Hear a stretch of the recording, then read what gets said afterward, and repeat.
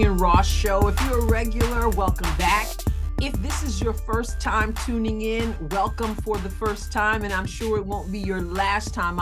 I'm glad you're here, and it is my hope that we will be adding more and more listeners and viewers. So I expect there are some people here for the first time. Thank you so much for tuning in, and we have quite a show for you today. This is a potpourri of sorts. I have a few things, a plethora of things. I love that word. A plethora of things I want to talk about today. So we're going to go from topic to topic to there's about 5 topics I believe that I want to talk about today. So set your mind on potpourri, an assortment of things. But before we jump in to today's episode, let me remind you of the new search engine I've been telling you about called Luxxle. That's LUXXLE.com. It was created to eliminate search engine bias. And we know there's a lot of that going on. Luxxle was created to get rid of that.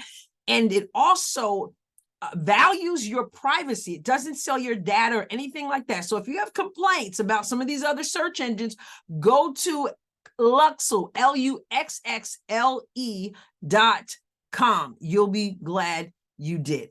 All right, so let's jump in to the first topic we're talking about today. How many of you have noticed that there's been a lot of chatter on social media and otherwise about this pro-Trump black wave? That's what I'm calling it. You sometimes hear people talk about a red wave, Republicans talk about a red wave, or Democrats talk about a blue wave. We're going to talk about a black wave. And it seems that, I say it seems that as if it's not obvious. It's obvious that there has been some type of shift among Black people and Latinos concerning former President Donald Trump. Something was ignited with all this injustice. I now call it the Injustice Department, and all the indictments that people know are politically motivated. People know that it's about election interference. People know that it's about going after Trump. And people don't like it. Even people who may not particularly support or may not have particularly supported Trump, there are people who just don't like injustice, and they don't like what they see. They don't like using our agencies in this country to go after political opponents. This is America. This isn't a banana republic. This isn't how we roll. But we're seeing us rolling that way. And fair-minded people who love the country and freedom don't like it. Now, Black people lately have been quite vocal. Some who were not vocal before, and we know why, because if you're Black and you support Trump, or even, Republicans and more so Trump, then, you're an Uncle Tom, Aunt Jemima, Trump's a racist, you heard all those allegations, the narrative, all that. And so a lot of Black people, well, I say a lot of Black people didn't take to Trump, but Trump did get quite a bit of Black support in the election. So I need to say that in both of his elections. But overall, we know that 95% of Black people are going to vote for Democrat no matter what. At least that's how it has been. And Trump really, really has triggered Black people who have bought into this whole idea that he's some kind of racist or whatever. Well, it seems that particularly after the last indictment in Georgia with the Fannie Willis, the district attorney, the DA there, who not only indicted him, but Trump had to take a mugshot. Something went down after that mugshot, and Black people are starting to stand up. And I want to show you some footage of what Black people are saying. Now, there's more footage that I would really like to show you. But I've noticed, as you may have, that when people start talking about this, when the clips that I've seen of a lot of Black people talking about this issue, there's a lot of salty language. it's, spicy, if you will. The F-bomb is going and a lot of stuff is going, and I'm not comfortable throwing that out there. So I have used footage. I have footage for you that doesn't violate my conscience in and having that F word out there as it is. So I'm going to show you some. I'm going to go right from one to the other. I have I think about 3 clips that I want to show you, and then we'll talk a little bit more. So let's check this out. Who voted Democrat, who had there's a lot of y'all who voted Democrat, who had issues with Trump. Not even that you even know why you had your issues, just the media pushed it. And so you guys hated him. All right, it's all good. But at some point, many of y'all have changed your mind. And you now support Trump, but you're doing it on the sneak. Come on, y'all. Let's own up to it so that we can all support this man together. The hood is waking up. They're starting to even realize that they've been lied to, that they've been pimped out. You rocking with Trump, man. Even the youth, they know what time it is, man. You know what I'm saying? We ain't gotta have no back and forth debates, no arguments, no none of that. We know who we rocking out with. I was scrolling on Instagram and I seen blacks for Trump. And I was like, what? What? So we finally on board with Trump? Finally? We made more money under Trump than any other presidency ever. When are you guys gonna learn? The more you indict, the more we unite. It's Trump 2024. We don't care. You heard me? We already made our mind up. You already know when the hood got your back. Man, they deep in the hood, gangsters. How about Trump 2024? You heard me? Woo woo! Wow. Gangsters. A quick question. Yeah. So you are obviously a person of color like we are. Yeah. And we're supposed to not be Trump supporters. So what is it about Trump You that... know, I'm going to tell you something right now. I was talking to my husband about it earlier. And when I really started educating myself and informing myself on Donald Trump, one thing that I'm passionate about is human trafficking, that especially of children. And when I really started digging into it, I saw that Trump also is a huge supporter. He donated recently $35 million to support human trafficked survivors. Yep. That really struck a chord with my heart. And so Amazing. when I started really looking into him, I'm about action. I'm not about words. Okay. Yes, I like the fact that he says what's on his mind. I like the fact that he doesn't say what he thinks people want to hear from him. And to me, I know everything that he's done for the Black communities, and I stand behind him. Beautiful. 100%. I'm not only a Trump supporter, I am a Trump lover. And for the longest time, I've been afraid to come out and say that. Well, here we go. Because I didn't want to lose my Blackness or my Black friends or whatever. But remember what Joe Biden said, if you vote for Trump, you ain't Black. That's what he said. That's what he said. Black women for Trump! Black women for Trump! Black women for Trump! Yes! Black women for Trump! Yes! Black women for Trump! Yes! Black women for Trump! Yes! Black women for Trump! Black women for Trump! Well, you saw and or heard it for yourself. There has been a shift, as the status said in one of those videos, and you can see that I recorded those videos from social media posts, social media reels, and you can see the names of those people and check them out. But it's rather interesting, the shift. But you hear people saying there were people who voted Democrat, there were people who did not support Trump, and now they are. And like I said, there are a lot more voices out there speaking, but the language is like, oh my goodness. Like you might have heard the one guy with the shirt that said, ends for Trump, which I don't like that word used, but he's talking about supporting Donald Trump. People are talking about a shift. Now you might say to me, well, Adrienne, what difference does it make? It shouldn't be about race, etc. It's about principles and all that. But let's be real, okay? We know that, as I've already said, we know that Black people, many of them have been targeted. They're always targeted. We are always targeted by the left. They think they own us.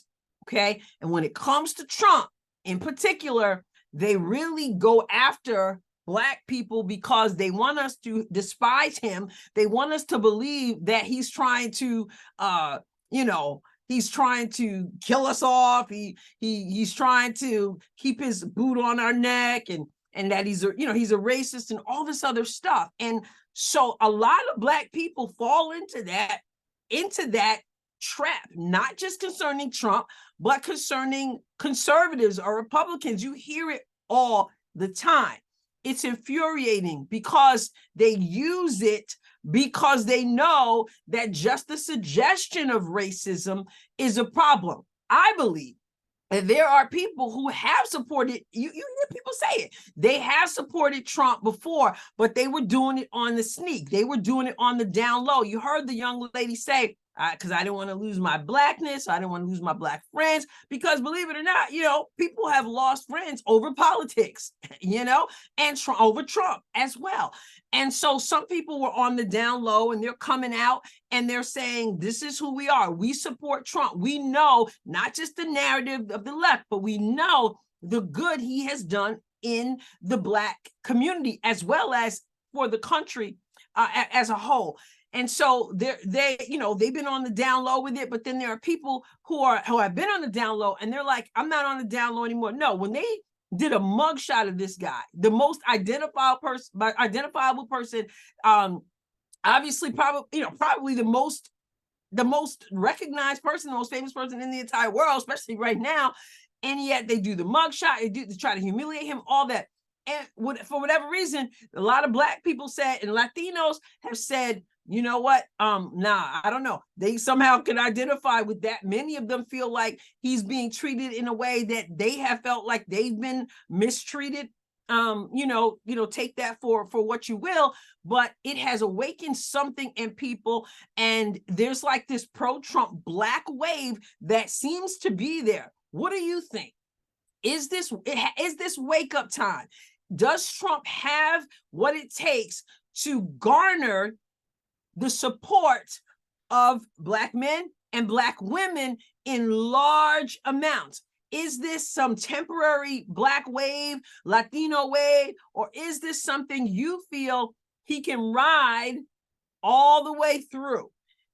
I'm just glad that people are waking up, Black people, white people, or otherwise. But again, the Black wave is a big thing, and people being vocal about it, because this is something, the race thing, that has been used against us, I believe, to our detriment. So it's interesting to see, very, very interesting to see, and really interesting it will be to see where this leads. Very, very interesting. So I wanted to throw that out. I'd like to hear from you. What do you think about this? Okay. And will Trump be able to sustain this? That's the first part of the potpourri episode today. So I'll just let that simmer. And again, you can email me, adrianrosscom@gmail.com. Obviously, you can leave comments on YouTube, and let's hear what you have to say about that. You can leave comments, obviously, on my Substack as well, if you're checking this out on my Substack, which is, of course, adrianross.substack.com. So let's move on to the next topic. Mask mandates have returned. And it's not widespread at this point, but we see that they have emerged. College and hospitals are now calling for masks again. And there's been talk through the grapevine that there's a plan for lockdowns to return. Isn't this interesting? Just as we are obviously going to just be propelled even more into the election cycle. Some people say, well, what does it have to do with the election? Surely you know how this whole coronavirus thing was used in the last election. mail-in ballots are a problem, finding ballots in all kinds of different places that just sort of showed up after Biden won. You got all, you finding all these ballots, and it's just mail-in ballots is a mess. But if you can use a pandemic to further your agenda to secure a win, would people not do it? Come on now. I said before, and I've written about it, that the last situation was a trial run, and people complied easily. And the powers that be have seen how easy it is to use fear to cause people to comply. And there are people who don't question anything, and they're just going to do whatever you tell them. That look, people, when it comes to fear, I mean, people are, they will jump through loops. They will say, yes, sir, no, yes, sir, yes, ma'am, and all that. And we've seen it happen, and they have seen it happen. And now the talk is that they're going to do this again, even though the science that we're told to believe in lets us know that masks don't do what they're supposed to be doing, supposedly. Okay, and in fact, they may be harmful because you're breathing in all that stuff. So we know that. That's out there. And yet they're still making people wear masks. And even in places where they say, well, we haven't had any we haven't had any outbreak, or we didn't have a case yet, but we're making people do this, for 14 days or whatever. Well, the first one was supposed to be like for 14 days, right?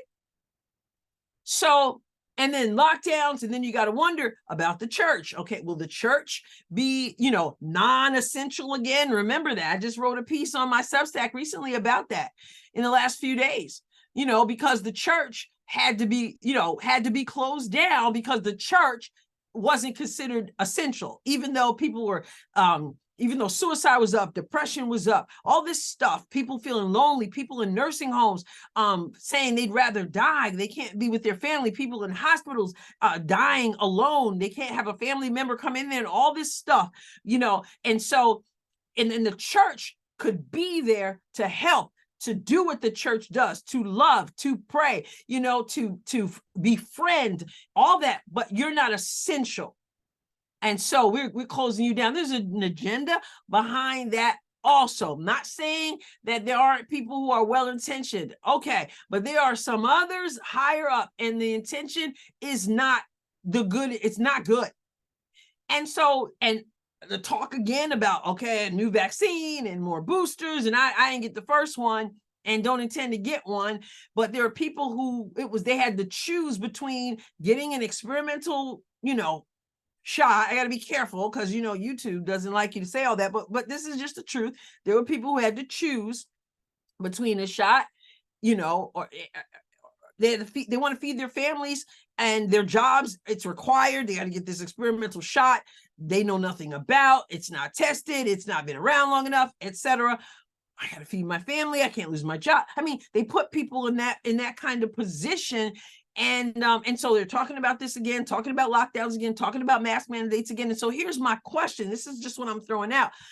It was easy to get people to comply before. I'm hearing people now say, I'm not complying this time. My question is, are you going to comply? And I asked the church, even, is the church going to agree that the church is not essential anymore? I don't fault people before they closed down. This was new, and pastors wanted to protect people. Pastors wanted to obey, the laws of the land and all this other stuff, or the rules, I should say, because I'm not so sure this was the law, right? I'm not so sure it wasn't a law, but it was new and people didn't know what to do. So I'm not throwing stones or anything like that for any decision that churches made. There were some churches who said, absolutely not. We'd rather go to jail. We're not going to stop meeting, but others complied. So, and I'm not faulting them, but I'm saying if this stuff shows up again, conveniently around election time and all this other stuff, are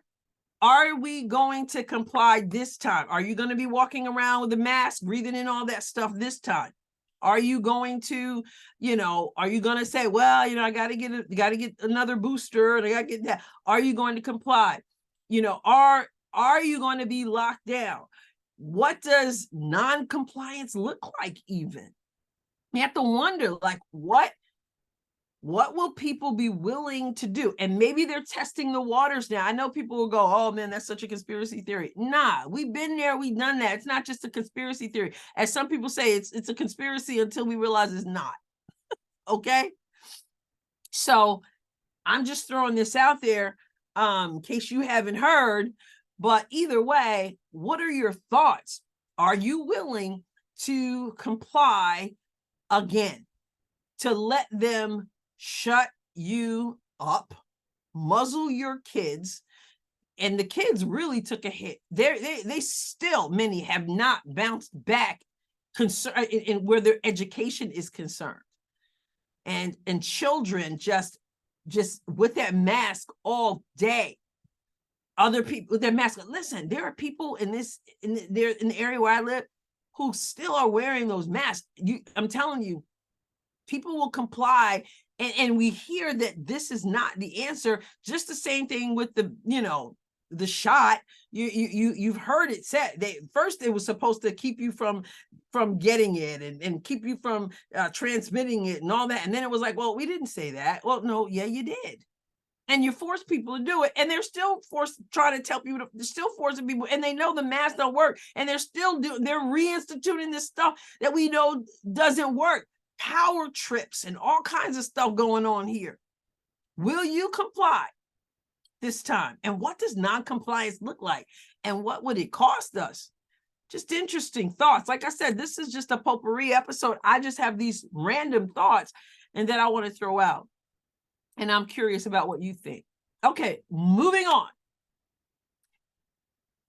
I recently did an episode about the possibility that an age limit might be considered for officials, government officials, and I asked the question, like, should there be an age limit? And I wrestled with that, as I still do, because there are people who are up there in age who are about as vibrant as they could possibly be. And if you were to institute an age limit, then those people would be kind of put out to pasture when they don't need to be. But there are people, we've talked about it, as in President Biden, as in Senator John Fetterman, as in Senator Dianne Feinstein, who clearly have some cognitive issues, and also Senator Mitch McConnell. And about a month ago, and I showed this to you when I did the episode about the age limit possibility, or just the conversation about it, he froze at the podium. And it happened again just a few days ago. And of course, is it happening when he's not at the podium? It could be happening even more than we realize. But let's take a look first at the one that was just a few days ago, where he just froze at the podium, and then go right into the one that occurred about a month ago, when it happened for the first time, at least in public. Talk about what? Running for re-election in 2026. That's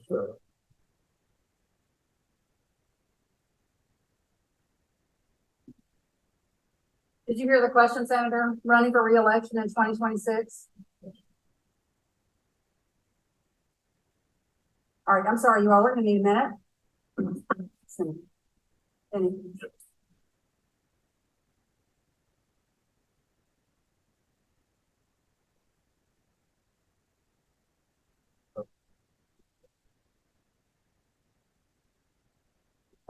okay. Somebody else have a question? Please speak up. We're on a path to finishing the NDA this week. It's been good bipartisan cooperation and a string of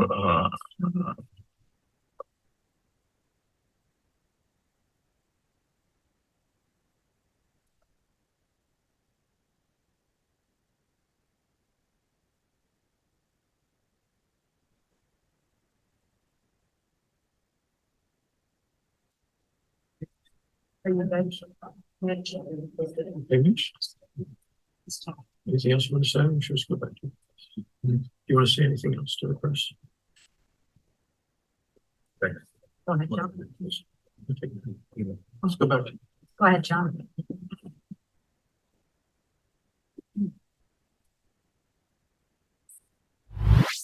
That really makes me sad. It really does. You saw the recent one just a few days ago, and then you also saw the one that took place about a month ago. And I wrote about this just the other day because it is sad to see. Now, you know, I've been no fan of Senator McConnell, but some things are bigger than politics, and I feel the same way when it comes to President Biden, when it comes to John Fetterman, when it comes to Senator Feinstein. It doesn't matter what side of the aisle you sit on.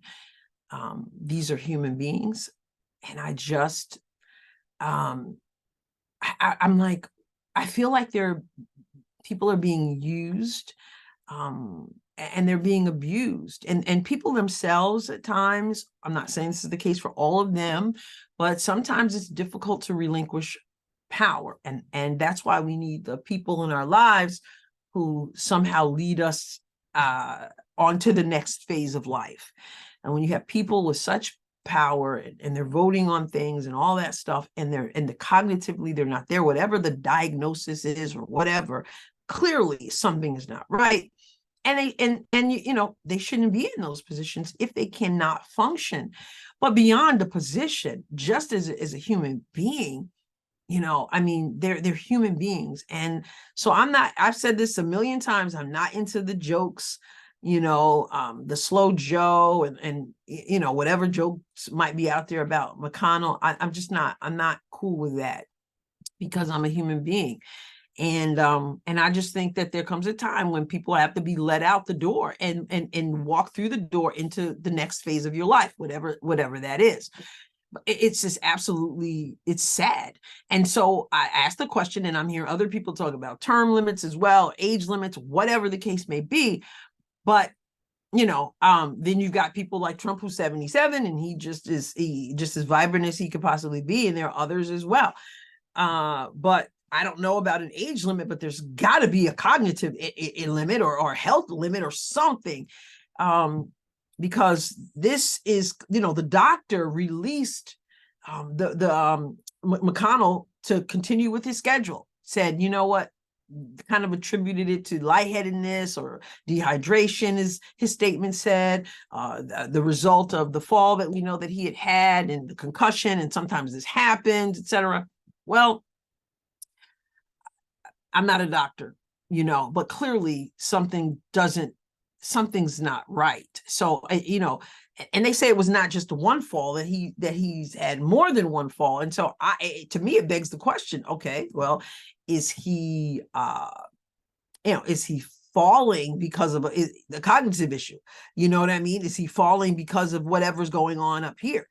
A brain issue or whatever. I'm not speaking that over his life, but I'm just saying, what came first, the chicken or the egg, right? So did he, as the doctor said, are these episodes occurring because of the concussion from the fall, or did he fall because he's not quite there?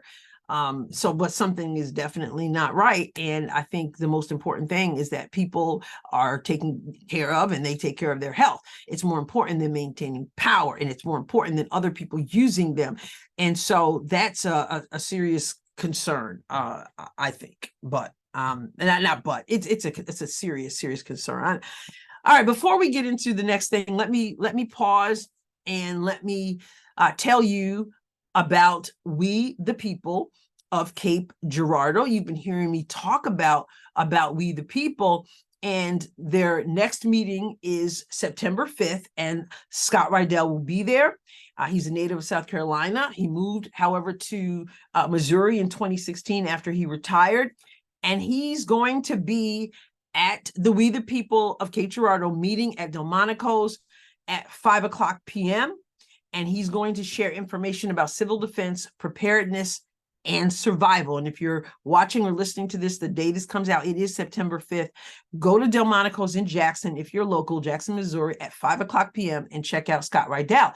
But in addition to that, looking ahead to the next meeting, it's going to be very interesting. The topic is equipping future generations. Equipping future generations. And Russell Grammer will be there. And he is from Prodigy Leadership Academy. Prodigy Leadership Academy, he launched that. And Donna Goodson, who is from St. Paul Lutheran School, she will be there. And Mark Ruark, who is the principal of Saxony Lutheran High School, will be there. And Missy Adams, the assistant principal of Saxony Lutheran, will be there. You may have been wondering, is there an alternative choice to public education? The answer is yes. Come to Delmonico's September 12th, 5 p.m. in Jackson, Missouri, and hear more. And we'll talk a little bit more about We the People in a little while. But for now, let's go to our next topic on this potpourri episode, if you will. We've covered quite a bit. And I want to talk about something that I purposely saved to the end. And I did that on purpose because I know that there are people who will deem what I'm going to say as judgmental, as preachy. And I wanted to get through the others in case you choose to shut me off. But really, it's not being judgmental. I may come off as preachy. That's okay. I've been called worse, I guess, right? But I think it's important. Christians, this is specifically for people of faith, for Christians. We are in a battle in this culture, and we know that. We see that. It's almost like, what in the world happened? I mean, it's been progressive, the decline of our culture. It's been progressive, but then it seems like just even in the last few years, it just sped up exponentially. And many Christians want to fight what's going on, what is taking place with children. And I'm among that. I'm among you with that. We want to fight what's going on with indoctrination of children as well. We want to fight against the injustice of our agencies that we see, even with with former President Trump and what's going on there, and people just completely seeming to just do whatever they want to do. We don't know what to do, even concerning the stuff I've been talking about the mandates, and people have lived through that, and it's quite a thing to behold. Okay, and we want to fight back, and we should. We have to push back. But Christians, let me just say this. This has really been on my heart. It is important to fight, but it's also important how we fight. Now, there is a mindset out there that Christians should just be quiet, just shut up, never push back, don't make hay. I'm not saying that at all. I don't believe that at all. I believe that is a trick of the enemy to somehow make people feel that they're more holy if they just let what will be. Let them do whatever the children, let them do whatever that, no, I'm not in favor of that. But I am believing that we have to fight as the Christians we are. And that's not weak. Okay. I've been going against this agenda that I see in the schools, the public school libraries, the public schools, the public libraries. If you've been following, the whole thing with the porn, which is exactly what it is, that's targeting our children, exploiting children, sexualizing children in books like Gender Queer, and this book is gay. And I'll, God willing, will be at the meeting on Thursday, that board meeting early in the morning, the library board meeting, to speak on that issue. I wrote an article this week on my Substack. The library rejected the forms of reconsideration that I put forth. You can go to adrianross.substack.com, check that out. But they said, no, but that's not the end of it, because we should fight. there should be things that we are willing to fight for and fight against. And so I'm not suggesting that we don't fight. You know, even in the word, godly people fought. David fought Goliath. He said, who is this uncircumcised Philistine that he should defy the armies of the living God?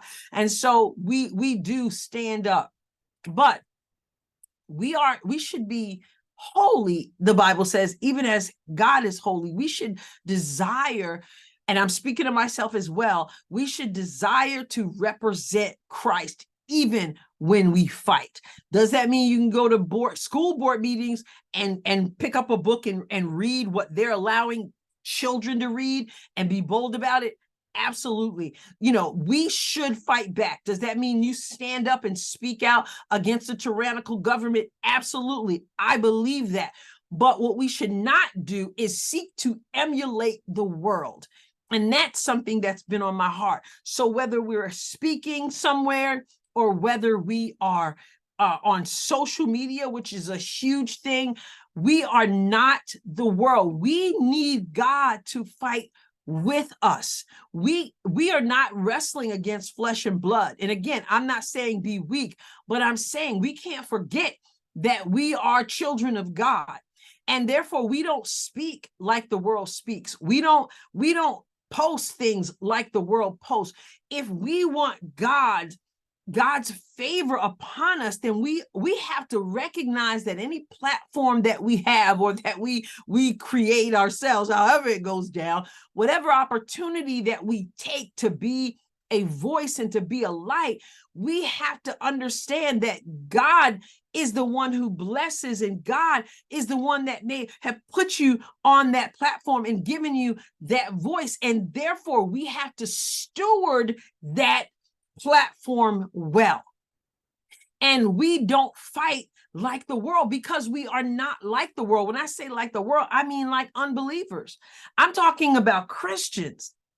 I ought to be able to tell, even in your fight, even in your gumption, even in your, even in your fortitude, even in your perseverance, even when you have to be stern, there should be something different about us, because we've got the Lord living on the inside of us, and we want to honor him in everything that we do. Again, don't misunderstand me. I'm not about weakness. Some of the leaders that I have great respect for, including former President Trump, is because they are people who are willing to fight. I'm not into weakness. That's not what I'm advocating for. But I am advocating that we would be the church that Jesus has called us to be, and that we would honor him, so that when we go in the battle, we know that we're not going alone. He's not going with all kinds of nonsense. He's not going with all kinds of sinfulness. He wants his people to represent him even when they fight. There's nothing noble about being weak, but there's also nothing noble about emulating the darkness, the language, the ugliness of the world. You can be stern, but when you are stern, walking with God, it's different. There's an anointing, there's a force, there's a power that is with you. And when you turn away from the Christ who has called you and elevated you and given you a platform to emulate the world system and the way the world fights, you dishonor God. And I'm not so sure that you have his backing when you need it most. And we need the backing of the Lord. And again, I say this for last because I didn't want to lose people early on in the program. You might consider this judgmental. That's not my heart, because I'm speaking to me too. I can get out of hand as well, but I do my best, even in going to the library coming up to speak about those books that I feel are porn and that our children should not have access to them.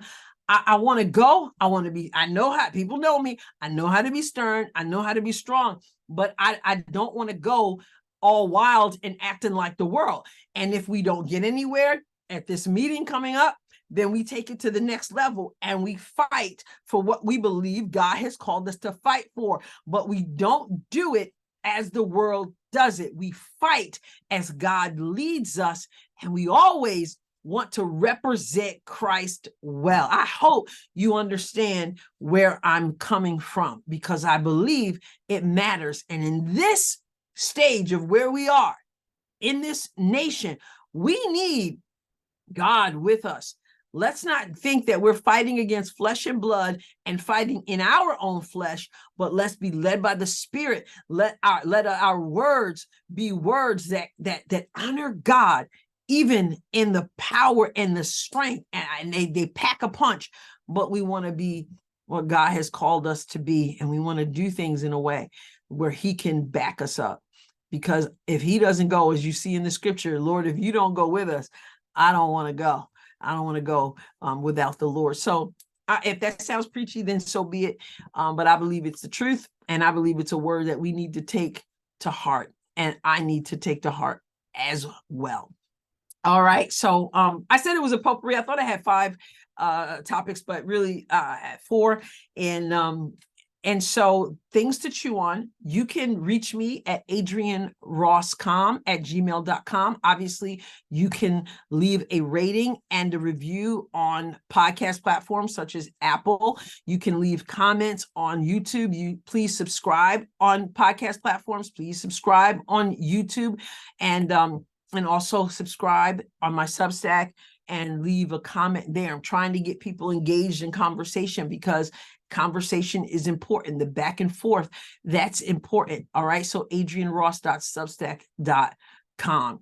Also, please remember that there are other podcasters who are a part of the BMG network, and we are engaging, enlightening, informative, and absolutely entertaining at times. So you want to check that out. And once again, as I just told you, we, the people of Cape Girardeau, it's a vital organization. If you believe in freedom, if you want to learn how to get involved at the local level, then you need to check out We the People. Go to www.wethepeopleofmissouri.org, www.wethepeopleofmissouri.org. And you can also email at wtpcapecountymO@gmail.com. Next meeting, Tuesday. Actually, all their meetings are on Tuesday, 5 o'clock, Delmonico's in Jackson, Missouri. All right, go check it out. All right, so thank you for tuning in, and I'll catch you next time on the Adrian Ross Show. God bless you abundantly.